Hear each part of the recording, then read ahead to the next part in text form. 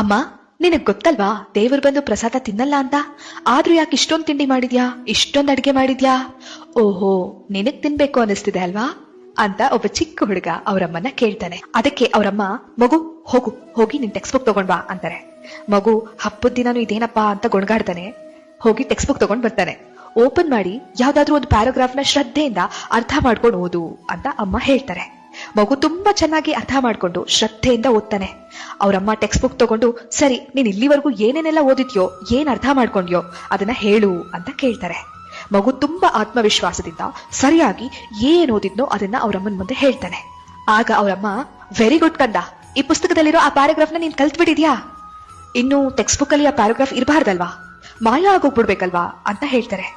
ಮಗು ಗಾಬರಿಯಿಂದ, ಅದೇನಮ್ಮ, ಅಕ್ಷರಗಳವು ಪ್ರಿಂಟ್ ಆಗಿದೆ, ನಾನು ಓದಿದ್ಮೇಲೆ ಜ್ಞಾನ ನನ್ ತಲೆ ತಲುಪುತ್ತೆ ವಿನಃ ಮಾಯ ಹೇಗಾಗ್ಬಿಡುತ್ತೆ ಟೆಕ್ಸ್ಟ್ ಬುಕ್ ಇಂದ ಅಂತ ಕೇಳ್ತಾನೆ.